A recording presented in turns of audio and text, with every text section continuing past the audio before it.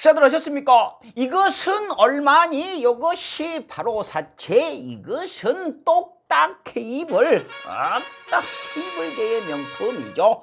광고입니다. 지난번에도 말씀을 드렸죠. 생각이 올바른 젊은이들이 판매하는 똑딱 케이블.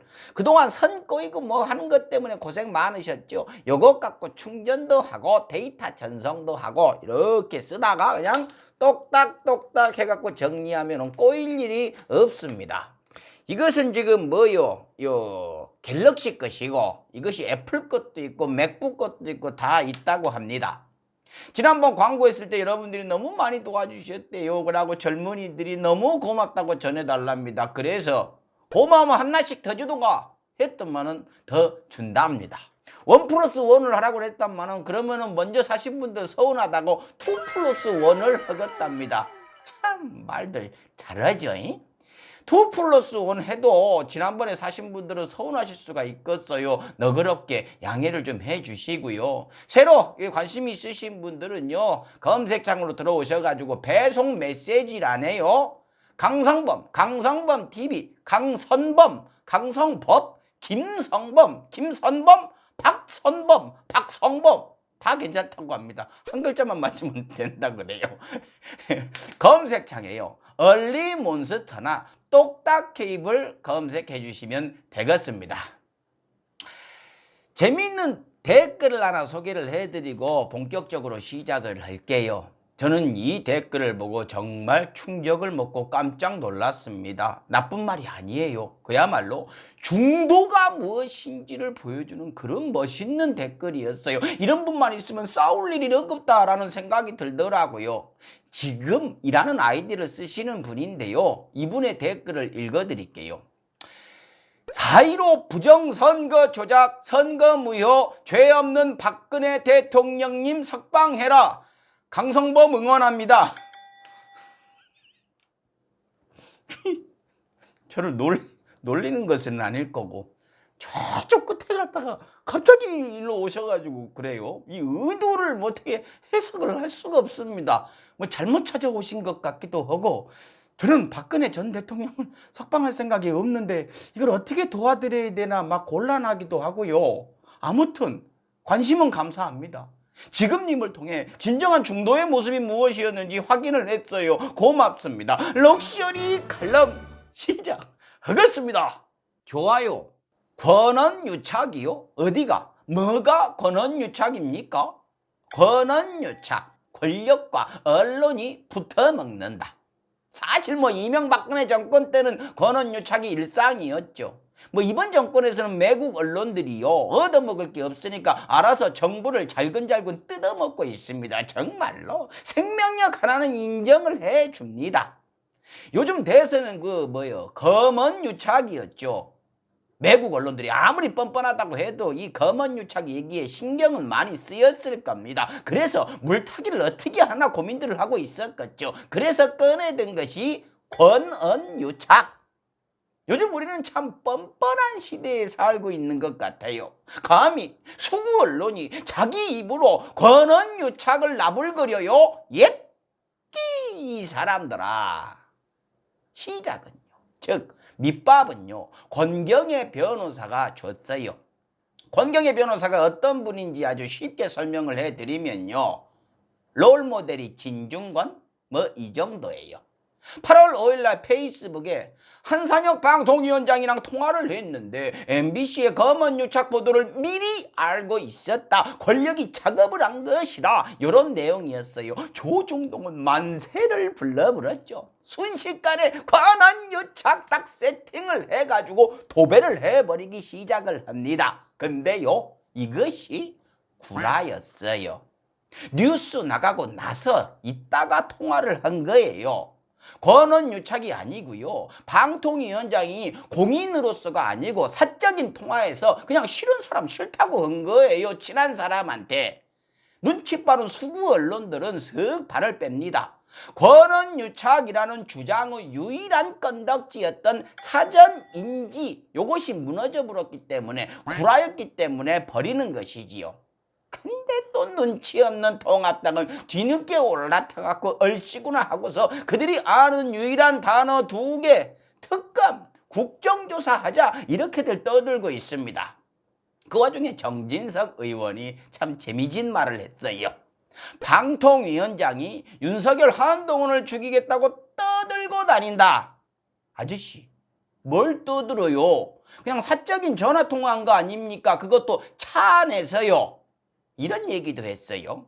이정현 수석이 KBS 방송 책임자에게 전화했다고 권언유착으로 걸었었다. 아저씨, 방송 책임자한테 정권 사람이 전화해갖고 이래라 저래라 하는 것은 권언유착이 맞죠? 근데 방통위원장은요, 권경혜 씨한테 전화를 했어요. 그것도 부재중 전화가 떠갖고 그냥 전화한 거예요.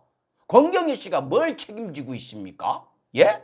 자기가 거짓말한 것도 책임은 안 지는 사람인데요. 정진석 의원님은 얼마 전에 그 최강욱 의원한테 그렇게 혼인하고도 또 이러시네. 뭐 정진석 의원님은 따로 또 얘기를 해야 될 것 같고요. 아무튼 구독 권경혜 씨는요, 이 사단을 만들어 놓고 기억의 오류가 있었다라고 툭 던져 놓고서 내가 뭐 이러고 있어요. 썼다가 삭제한 글을 보니까는요, 방통위원장이 곧 보도가 나갈 테니 제발 페북을 그만두라 라고 했다고 토시 하나까지 적어놓고 이것이 기억의 오류요? 사람 하나를 인격살이를 해놓고 기억의 오류요? 친했던 사람을 절름발이를 만들어 놓고 기억의 오류요? 참 편하게 사십니다 라면서 언론 탓을 해요. 보도하지 말라고 했는데 했다고요. 아줌마, 거기 페이스북에 글을 올리는 것 자체가요, 나 좀 보소 뭐 하고 그런 의미 아닙니까? 그러고 보도하지 말라고 했다고 보도 안 할 걸로 믿었어요? 대한민국의 수구 언론들을 믿었냐고요? 4년 연속 신뢰도 세계 꼴찌인 매국 언론들을 믿으셨냐고요? 믿었을 수도 있겠네요. 요렇게 하지 말라고 해도 언론들은 대서득필을 해주겠지 뭐 요렇게 믿었을 수도 있겠네요.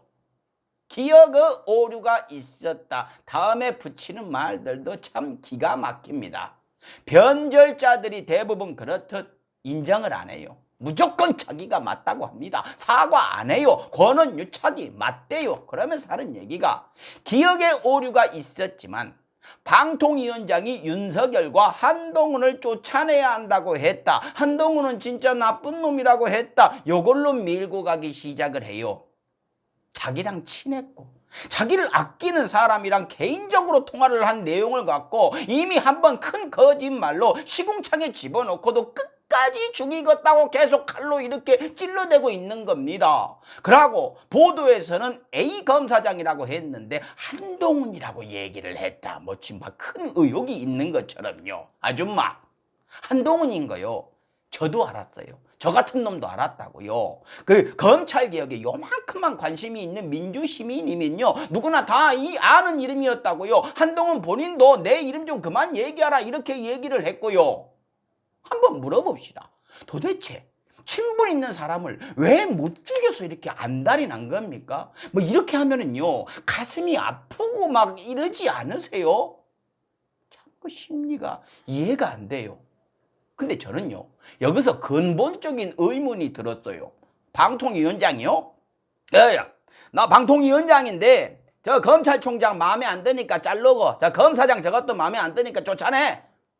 이러면 진짜 그대로 되는 겁니까? 방통위원장이 그 정도로 힘이 있어요? 아니잖아요. 그냥 개인적으로 싫으니까 싫다고 한 거 아닙니까? 누구나 그럴 자유는 있잖아요. 공직자라서 다르다고요? 그래서 공개된 장소에서 수많은 사람 앞에서 떠들고 얘기를 했습니까? 권경혜 씨하고 사적인 통화에서 얘기를 한 거 아닙니까? 한때 동료였고 아끼는 후배니까 마음 터놓고 허울 없이 얘기를 한 것이잖아요. 물론 방통위원장 잘못도 분명히 있습니다. 크게 3가지나 잘못을 했어요. 첫째, 사람 보는 눈 없는 거. 둘째, 믿어선 안 될 사람 믿은 거. 셋째, 변절자에게 상식이 통할 거라고 생각한 거. 권경혜 변호사님, 조국 때문에 이 정부 지지를 철회했다 하셨죠. 그러면 지금 조국 때문에 검찰을 옹호하고 지지하고 계시는 겁니까? 조국 때문에 이 정부 무너뜨리려고 그렇게 노력하시는 거예요. 전 정부 어땠는지 뻔히 알고 계시는 분께서요, 조국 때문에 자기 아껴주는 선배 등에 칼 꽂으신 거냐고요. 형 그냥 여쭤보는 거예요. 제 상식에서는 도무지 이해가 되지 않아서 여쭤보는 겁니다.